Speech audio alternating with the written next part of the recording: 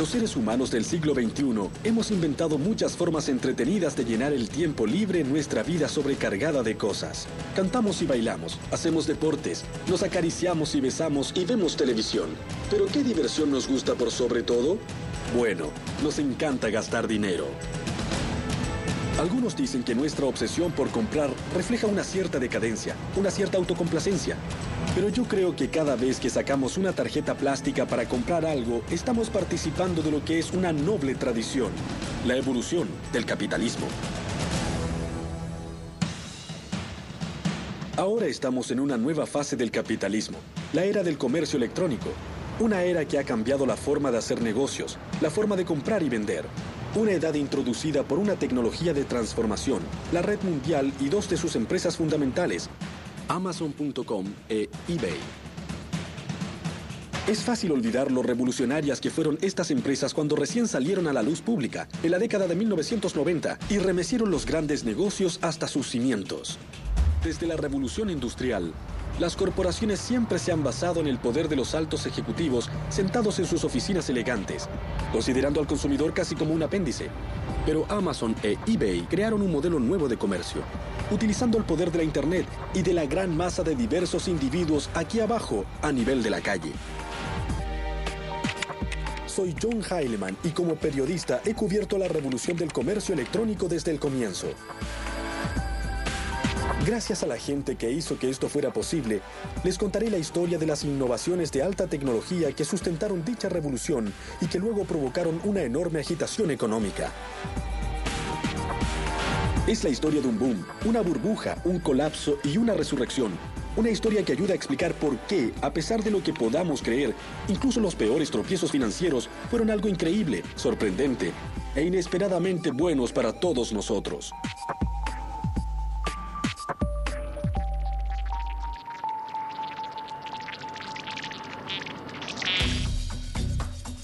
Es casi un cliché, pero si buscan la próxima gran invención de alta tecnología, el mejor lugar donde buscar es una cochera.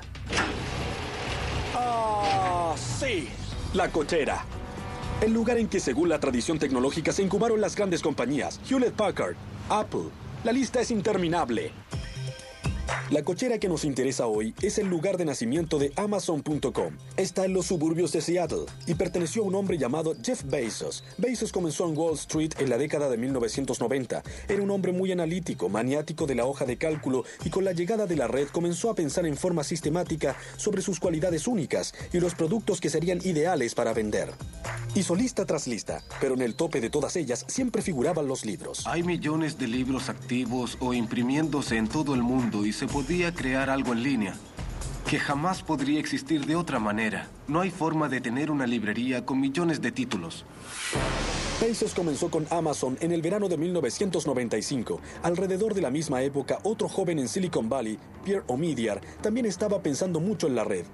Hoy Omidyar es un multimillonario, pero entonces era otro programador idealista de software, pero con una idea interesante, una idea que se convertiría en eBay. Al comienzo, Pierre Omidyar y Jeff Bezos tenían una cosa en común. Pensaban que la red era un lugar para hacer negocios y no solo para divertirse. Pero fuera de eso, Pierre era de Venus y Jeff era de Marte. No podían ser más diferentes. Jeff se preocupaba de tener un plan, de la investigación de mercado, del análisis metódico. Y Pierre, bueno, no tenía un plan de negocios. No hizo ninguna investigación de mercado. Era solo un humilde codificador de software que pensaba que la idea de un sitio de remate en línea sonaba bastante bien. Era una idea de la que podía ocuparse él solo, trabajando en su computadora. Pensé que tal vez se podía usar la red y utilizar el poder de esta tecnología para reunir a la gente en un lugar y crear un mercado, un mecanismo de mercado que fuera en realidad eficiente, donde la gente corriente pudiera competir a un mismo nivel con grandes jugadores. Eso fue lo que siempre pensé hacer con eBay. Omidyar creía que un sitio de remates en la red sería más justo y más accesible que cualquier mercado existente. De modo que decidió hacerlo por su cuenta en un largo fin de semana de septiembre de 1995. Me senté el fin de semana del día del trabajo en mi casa y comencé a escribir códigos. Y fue algo realmente simple. Se podía crear un artículo, se podía poner en una lista, se podía obtener una lista de todos los artículos creados y se podía hacer ofertas por un artículo. y estaba listo para partir. Al comienzo, cuando las visitas al sitio de Omidyar comenzaron lentamente, en verdad habían pocas cosas. Algunos artículos de computación, una gran cantidad de artículos dispares, ropa interior autografiada de celebridades, algunos juguetes, una fiambrería de superhéroe. Es decir, parecía que fuera el comienzo de una empresa impresionante con gran potencial, o solo una pila de basura de segunda mano. Si piensan que era esto último, bueno, es una razón más por la que ustedes no son millonarios, y Pierre Omidyar sí lo es. El éxito llegó casi de inmediato para Amazon e eBay. A los pocos meses de lanzar su sitio, Omidyar ganaba miles de dólares en honorarios, y durante los primeros 30 días de vida de Amazon, en que los empleados se sentaban en escritorios hechos con puertas viejas, el sitio despachaba libros a 45 países diferentes y a todos los estados de Estados Unidos.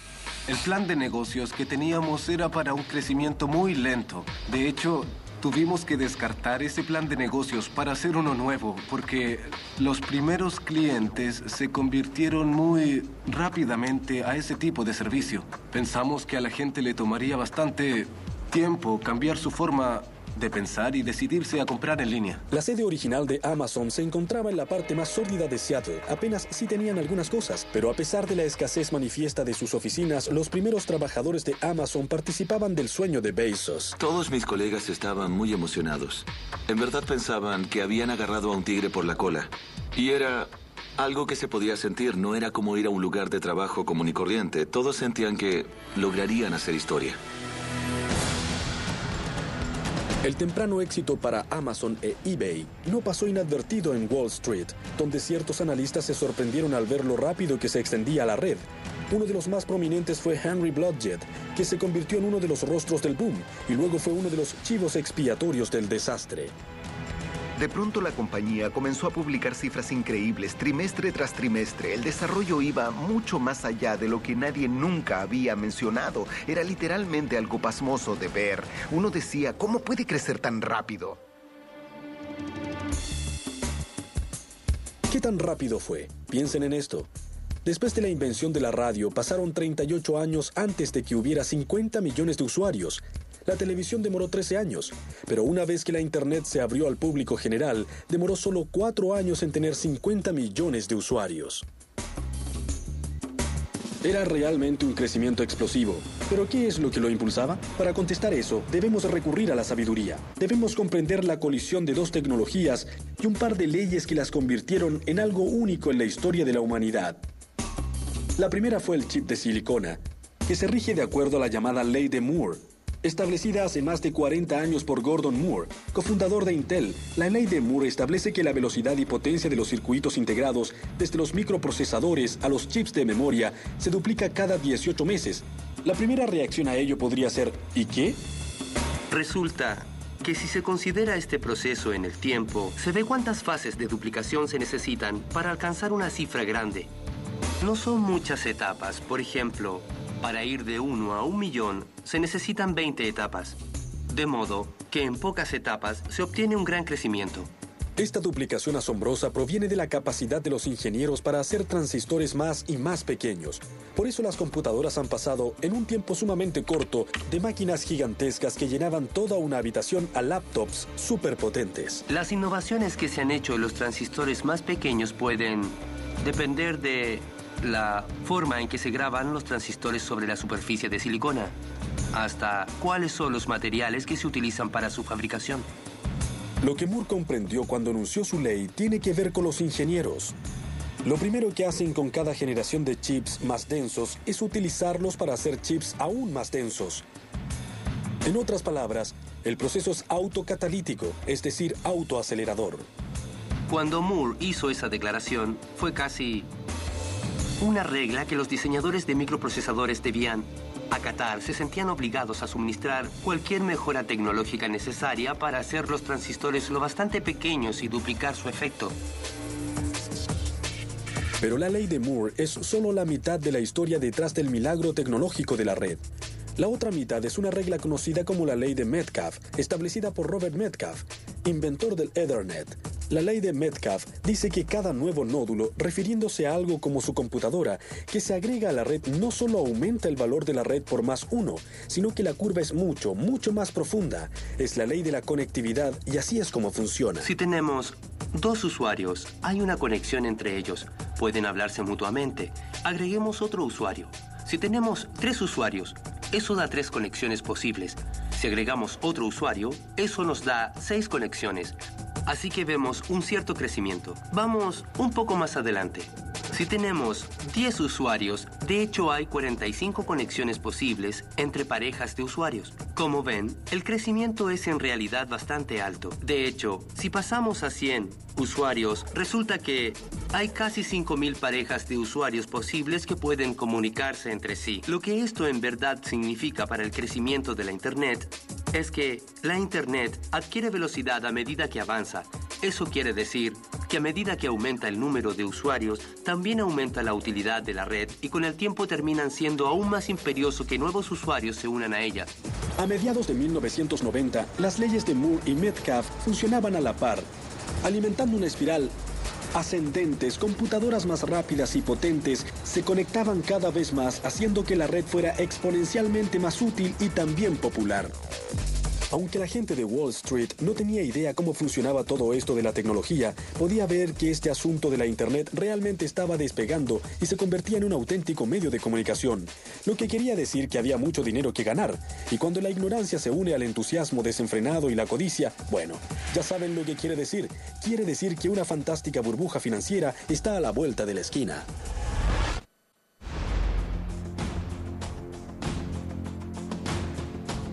La historia nos muestra que cada gran ola de transformación innovadora está acompañada de una obsesión financiera. Un ejemplo fue el frenesí del ferrocarril que se apoderó de Estados Unidos e Inglaterra a mediados del siglo XIX. En esa misma época hubo una gran especulación en torno al telégrafo. 50 años antes hubo una acerca de los canales. 50 años después, el modelo T de Ford inició una burbuja automovilística. En cada ocasión, el patrón fue el mismo. Una innovación tecnológica hace surgir empresas de riesgo. Los inversionistas agitan y se precipitan a comprar un trozo del futuro y luego todo termina en lágrimas, bancarrotas, quiebras, pérdidas en la bolsa. ¿Les suena conocido? Por supuesto que sí, pero describe exactamente lo que pasó en la década de 1990 con la Internet. El ciclo comenzó en 1995 cuando Netscape lanzó su poco probable y sumamente exitosa oferta pública en la bolsa. Poco después se lanzaron las ofertas públicas de buscadores como Yahoo y Excite. Un año después, Jeff Bezos daría el próximo paso para que el boom terminara transformándose en una burbuja. La oferta pública de Amazon fue en mayo de 1997. La compañía tenía 2 años, muy pocos ingresos y ninguna ganancia. Pero Bezos ya llamaba a Amazon la mayor librería del mundo y ensalzaba cada vez más su potencial. Algunos la denigraban diciendo, es solo una librería, no es rentable, se quedarán sin dinero y sin negocio. Otros decían, no, es algo grande, es un gran modelo nuevo y van a crecer muy rápido. De modo que desde el comienzo fue muy controvertida. Jeff Bezos no ocultó el hecho de que pretendía cambiar las reglas de los negocios. Una vez los dos hablamos del aspecto menos convencional y más controvertido del enfoque y procedimiento de Amazon. A pesar de que sus ingresos aumentaban, perdía cada vez más dinero. Bezos se inclinó hacia adelante en su escritorio y dijo, casi nadie lo sabe, pero por un momento en realidad fuimos rentables, pero fue solo por un trimestre, y no nos gusta admitirlo porque fue un accidente. Cada vez que Jeff tenía la oportunidad, bajaba los precios para tener un crecimiento mayor, a diferencia de muchos otros ejecutivos que mantienen los precios para tener más ganancias. A decir verdad, Bezos no decía que las ganancias no importaban o que Amazon podía seguir perdiendo dinero en forma indefinida. Lo que decía era que en el periodo formativo del desarrollo de la red, las ganancias podían y debían sacrificarse temporalmente a favor de un crecimiento rápido. La estrategia de Bezos se reducía a 3 simples palabras: crecer, mucho y rápido.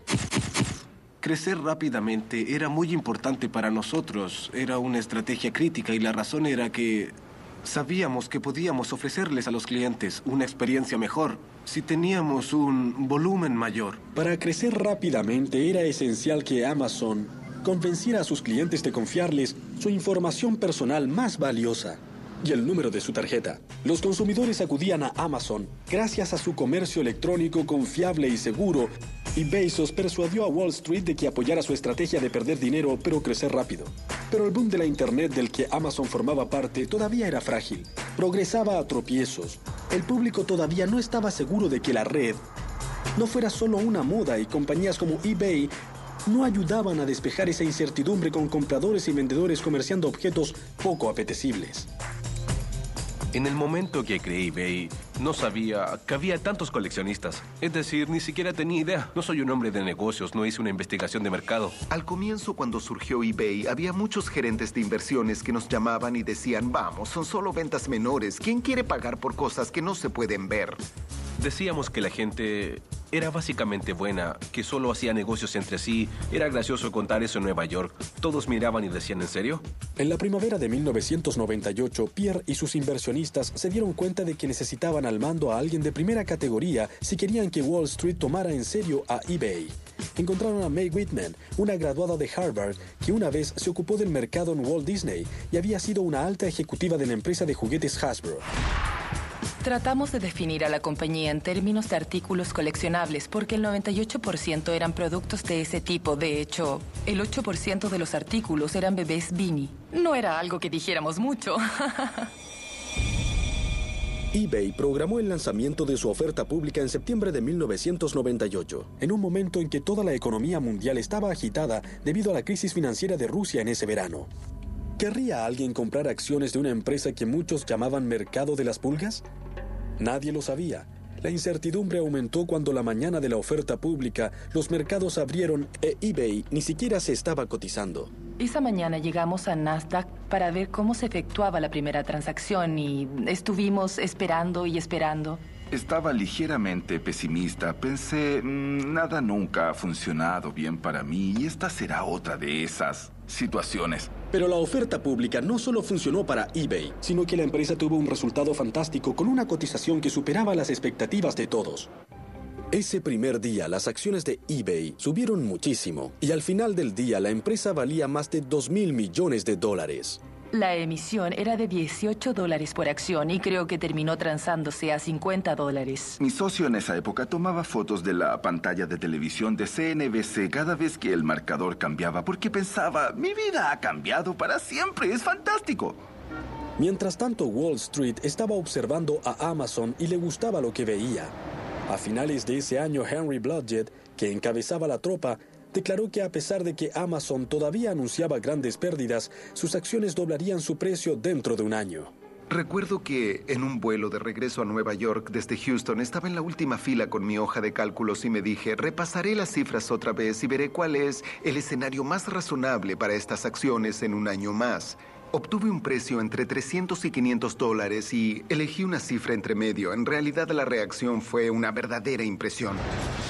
La predicción de Blodgett despertó un furor mediático que a su vez provocó un frenesí de compra en Wall Street y el precio de las acciones de Amazon efectivamente se duplicó, no con el curso de un año, sino solo con el curso de unas pocas semanas. Eso fue probablemente el comienzo de la burbuja frenética. Los tropiezos del comienzo de la burbuja de la Internet habían terminado y comenzaba la era de la locura incontrolada. De pronto, millones de americanos e inversores de todo el mundo ordenaban a sus agentes que compraran acciones de cualquier compañía que tuviera .com, alimentando así un frenesí especulativo como el de la burbuja de tulipanes de Ámsterdam en el siglo XVII.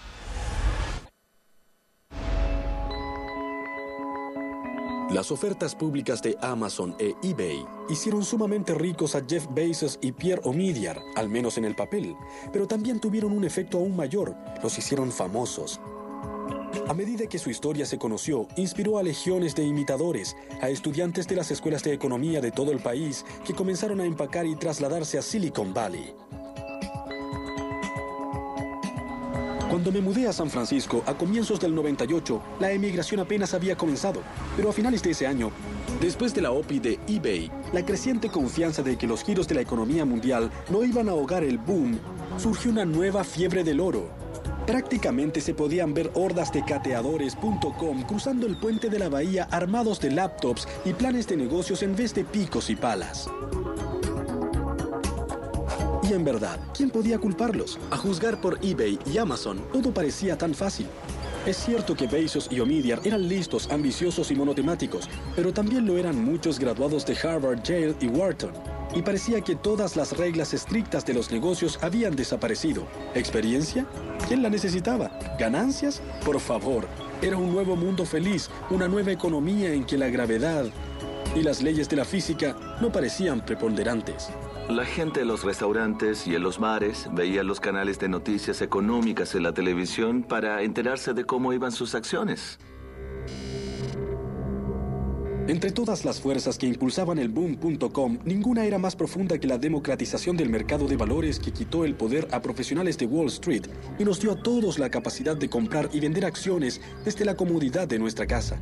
Para cierto tipo de personas, esta actividad se convirtió en una obsesión. Los llamaban operadores de un día y comenzaron a hacer que la bolsa se viera como un casino barato.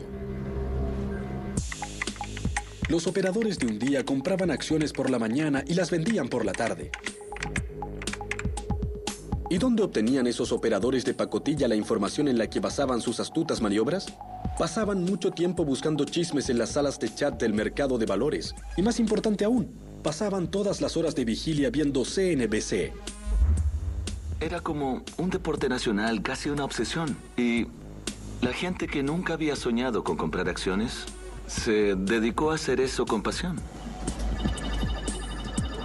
Gracias al apetito insaciable de los medios de comunicación y los mercados por cualquier compañía asociada con el comercio electrónico, parecía que cualquier codificador de software del país intentaba satisfacer ese apetito.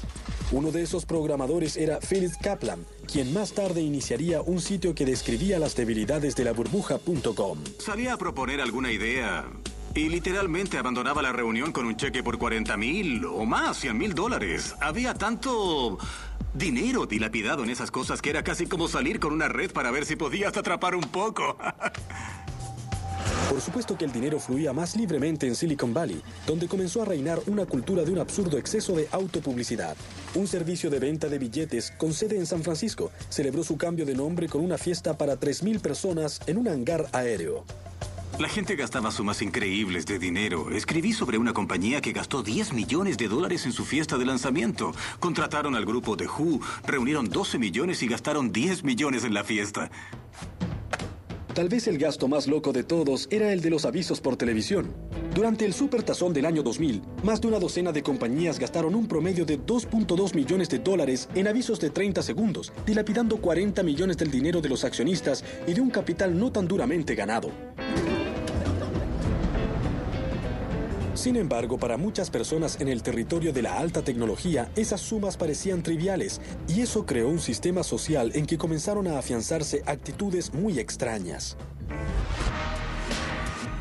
Tom Wolfe bautizó los años de 1980 como la década del yo, pero en 1999 era obvio que los años 90 eran la década E. Prácticamente todos los días una nueva compañía de comercio electrónico salía a la luz. Los chicos que dirigían las nuevas compañías eran discípulos fervientes del crecimiento rápido pregonado por Amazon e eBay. Pero cuando estas teorías eran practicadas por mentes menos brillantes, conducían directo a la más absurda estupidez y a una serie de compañías con nombres increíblemente necios, como Mascotas.com y también Mascota Elegante, Mascotopia. Luego venían las con I, impresión, imagen, imitable, impacto. Después vienen las con E-prensa, E-saludos, emerger, E-fondos, E-préstamos y por supuesto Epifanía. Y también Morillo, Cortafuego, Pez Navaja.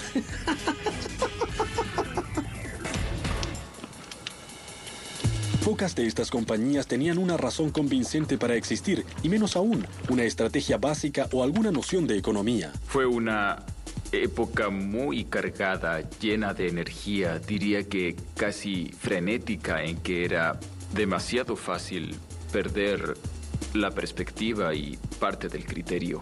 Tal vez se pregunten, ¿por qué los capitalistas de riesgo financiaban esas empresas poco originales, necias o inútiles? ¿Eran locos?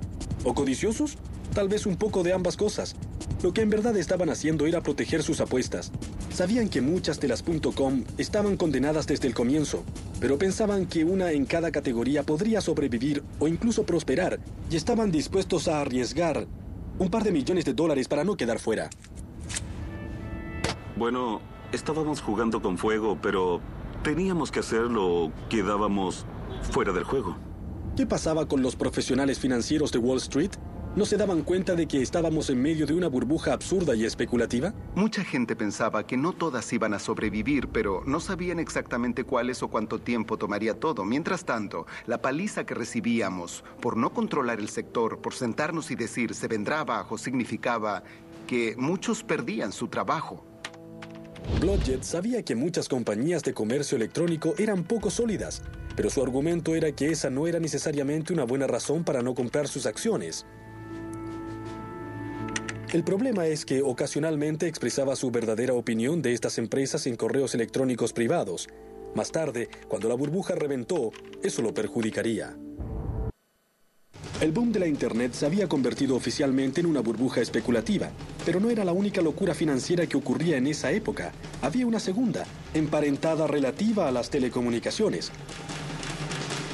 Varias compañías competían por enterrar miles de kilómetros de cables de fibra óptica en el suelo para responder a la demanda de banda ancha que hacía funcionar la Internet. Para comprender qué es importante, debemos hablar de cosas técnicas, como gran parte de la tecnología de la Internet. La fibra óptica depende de las extraordinarias propiedades de materiales corrientes. El chip de silicona se origina en la arena y el cable de fibra óptica está hecho ya sea de vidrio o de plástico. La fibra es básicamente una hebra de vidrio tan delgada como un cabello humano que lleva rayos de luz. La luz viaja en líneas rectas, pero la fibra se dobla y se retuerce durante miles de kilómetros, de modo que uno esperaría que la luz escapara en la primera vuelta. Bueno, para evitar que eso suceda, la fibra está recubierta con una suerte de superficie reflectante que mantiene la luz adentro. Pero, ¿cómo pueden rayos de luz permitir la transmisión de textos e imágenes, videos, correos electrónicos y todo el resto? Aprovechan una idea muy simple, que se remonta a la época en que los barcos en alta mar debían encontrar una forma de comunicarse. Se mandaban mensajes luminosos usando el código Morse. Una combinación de destellos largos y cortos se descodificaba como las letras del alfabeto. Así es como la fibra usa la luz para transportar información. La luz no es un flujo continuo, es un flujo de pulsos que representa los unos y los ceros de los códigos de computación. Pero mientras un operador de código Morse puede enviar máximo 1 o 2 destellos de luz por segundo, los cables de fibra óptica pueden llevar 10.000 millones de pulsos de información digital por segundo. Bien. La pregunta que pueden hacerse es, ¿cómo logró la Internet hacer frente a esa explosión masiva de usuarios y de información? ¿Por qué simplemente no se detuvo? La respuesta se encuentra en una idea sumamente brillante, pero muy sencilla que todos conocemos, pero en un contexto diferente. Resulta que la información es dirigida en la Internet en una forma muy similar a como las señales de tránsito dirigen a los automovilistas. Así es como funciona. Digamos que ustedes salen de Nueva York y quieren ir a Boston. Cuando todavía están lejos de Boston, ven señales en el camino que dicen: Boston, mantenga su derecha. En las grandes carreteras, uno se informa sobre los grandes destinos. En las carreteras más pequeñas, uno se entera de los destinos progresivamente más pequeños. ¿Bien? Ahora, ¿cómo encajamos todo esto en la Internet? Resulta que, si estoy en San Francisco o Nueva York y quiero ir a Harvard en la Internet, no necesito saber a qué computadora en Harvard quiero ir porque estoy tan lejos que lo único que me importa es avanzar hacia ese portal que va hacia todo Harvard. ¿Útil? Absolutamente. Pero el problema fue que las empresas que estaban poniendo todos esos cables se adelantaron demasiado, construyeron demasiado, gastaron demasiado. Demasiadas compañías estaban haciendo lo mismo sin pensar en los costos ni en las consecuencias.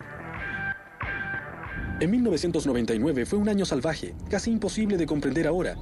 Desde el comienzo del boom en 1995, en un año nunca hubo más de 30 compañías de Internet que cotizaron en la bolsa. En 1999 el número total de ofertas públicas de Internet fue de 250.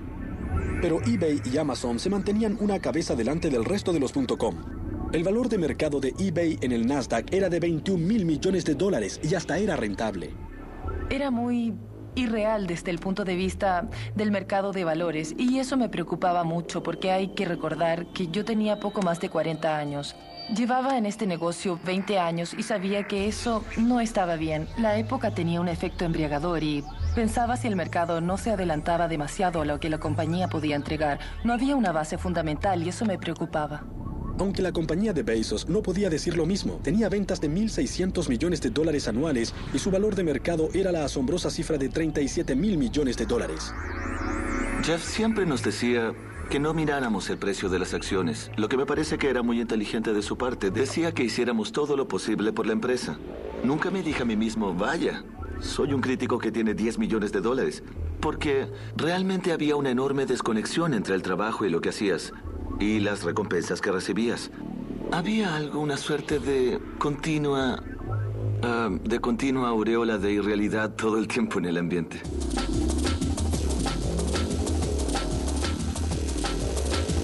A medida que se acercaba el cambio de milenio, Jeff Bezos recibió un honor que en el pasado había sido otorgado a gente como Mahatma Gandhi, Martin Luther King y Adolfo Hitler.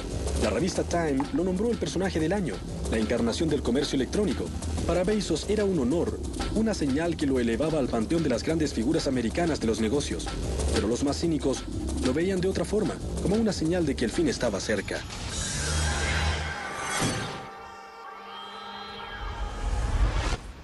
Puede que los epicentros de la burbuja de la Internet estuvieran en Silicon Valley y Wall Street, pero había un jugador fundamental que residía en Washington, D.C., el presidente de la Reserva Federal, Alan Greenspan. Aunque Alan Greenspan, que en una exuberancia irracional alimentaba la burbuja durante los años 90, hizo muy poco para tratar de desinflarla. Greenspan creía que la tecnología estaba creando una nueva economía, una en que las viejas reglas ya no eran aplicables. Pero después de ver el demencial aumento del mercado de valores en 1999 y ver señales de un peligroso recalentamiento de la economía en general, Greenspan decidió que había llegado la hora de enfriar las cosas. En febrero del año 2000 y luego en marzo, Greenspan aumentó la tasa de interés a su mayor nivel desde 1995, señalando que estaba realmente decidido a poner término a la burbuja. Al mismo tiempo que Greenspan tomaba medidas, Wall Street comenzó a ver a sus mimadas.com en forma más severa. Todos esperaban que las vacaciones de fin de año trajeran un gran aumento en los ingresos de las compañías electrónicas, pero se vieron desilusionados. De pronto Wall Street comenzó a dudar de la sabiduría de crecer tan rápido y a sospechar que muchos de los minoristas de la red eran solo un castillo de naipes, algo que Philip Kaplan, programador y cronista de las compañías, sabía ya hace tiempo. Había sitios de comercio electrónico que nosotros construíamos y en los que el cliente había gastado 2, 3 o 4 millones de dólares. Me introducí en su base de datos y veía que tenían 100, 25 o 20 dólares en ventas. El 14 de abril de 1912, el Titanic tuvo un choque fatal con un iceberg y se hundió en el fondo del océano. Exactamente 88 años después, la economía de la Internet se enfrentó a un destino similar. En lo que luego se conocería para siempre en Wall Street como el Viernes Negro, el Nasdaq cayó nada menos que 355 puntos, terminando con una semana terrible en el que el índice había bajado más del 25%, el mayor colapso en la historia del mercado de valores. En la víspera del Viernes Negro, no fueron solo las compañías inútiles las que se encontraron en problemas. Incluso la poderosa Amazon estaba sitiada en las encrucijadas de Wall Street, luchando por sobrevivir. Incluso para Amazon el resultado no era previsible. Casi llegaron a la bancarrota.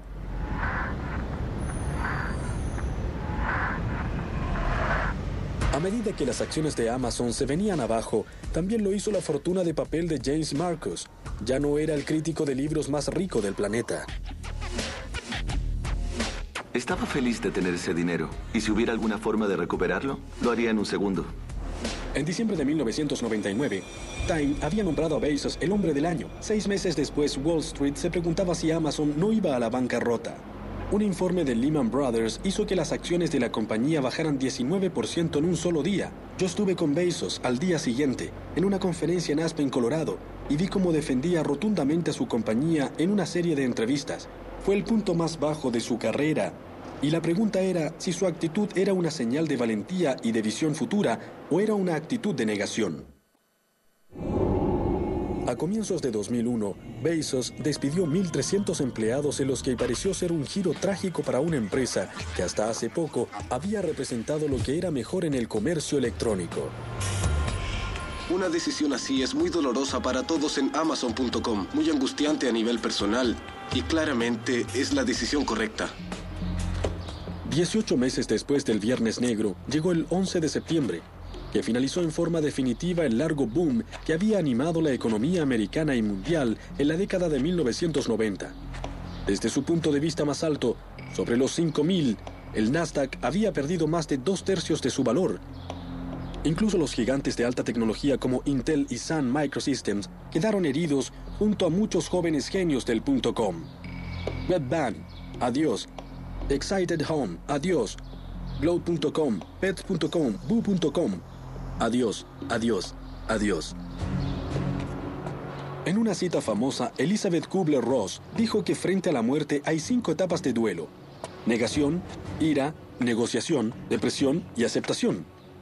Pero cuando se trata de la muerte de burbujas del mercado de valores, hay una etapa adicional que viene antes de la aceptación: la recriminación. Los deudos se sienten estafados por el muerto y buscan a alguien a quien culpar. Y en este caso fue Wall Street.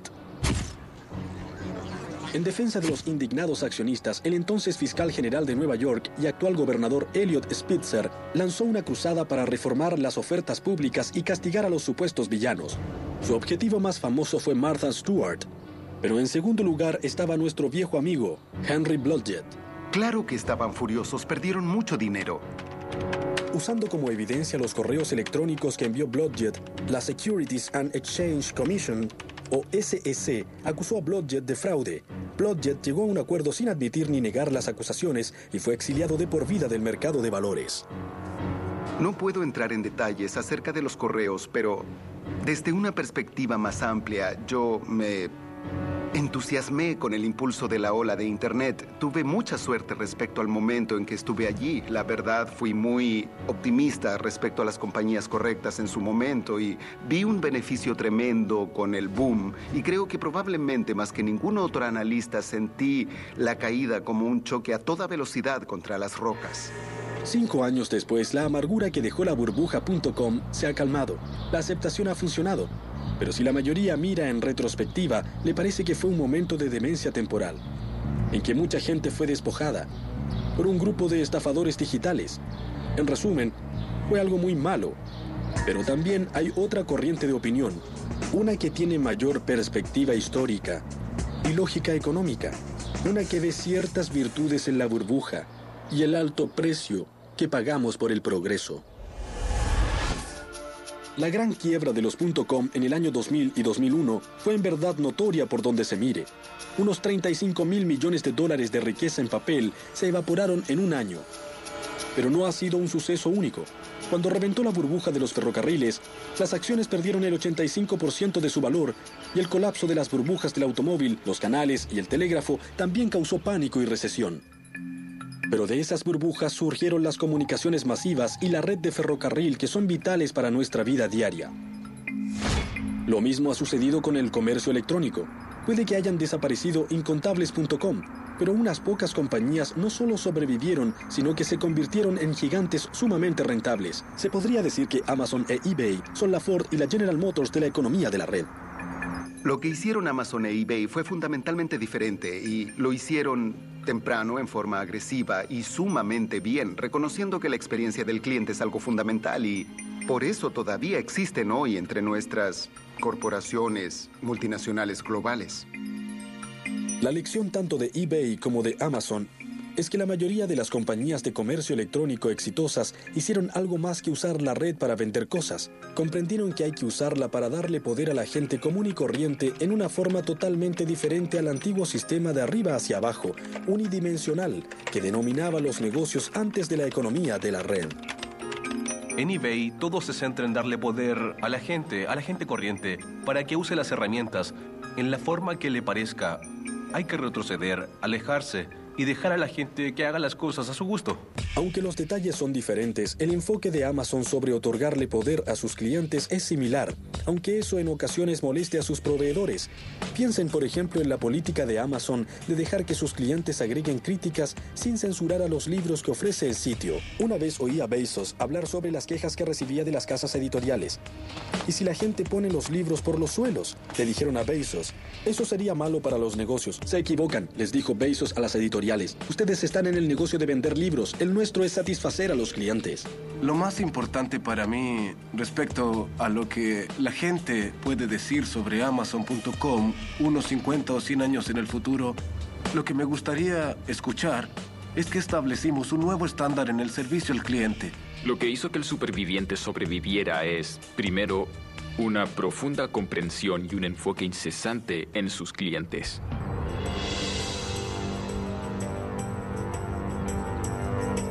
Pero tal vez se pregunten, ¿qué hay de los perdedores? Seguramente todo el dolor, el sufrimiento y la destrucción de riqueza es mayor que la supervivencia de unos pocos.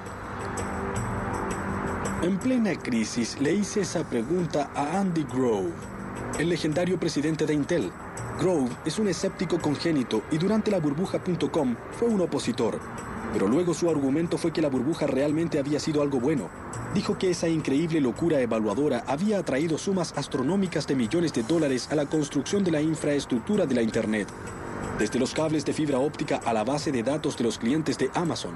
Y luego agregó que aunque esa infraestructura igual se había construido, ocurrió en un periodo de 5 años en vez de 15, lo que fue una ventaja para Estados Unidos y el mundo.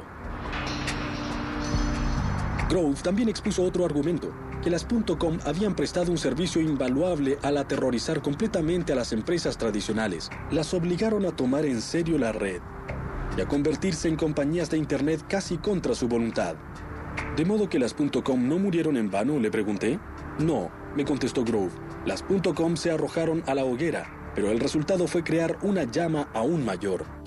Se perdieron demasiados trabajos, muchas compañías fracasaron, pero también es cierto que de eso surgieron muchas compañías nuevas y fueron perdurables. Y además la economía se vio genuinamente transformada. El concepto de la destrucción creativa es famoso en la economía y parece una buena descripción de lo que ocurrió en la era .com y de lo que está pasando ahora. Primero, una ola de innovaciones, luego una locura financiera y después una gran quiebra, seguidas de una edad de oro, construida sobre lo que quedó. De las cenizas de las .com y los éxitos de Amazon e eBay, surgió un nuevo tipo de compañías dirigidas por un nuevo tipo de empresarios. ¿Quiénes son esos empresarios? Es la gente que se quemó antes, de modo que tiene la experiencia para asegurarse de no cometer otra vez los mismos errores. Creo que es exactamente de lo que se trata la Internet. La Internet se trata de conectar a individuos, o de conectar a los individuos con la información.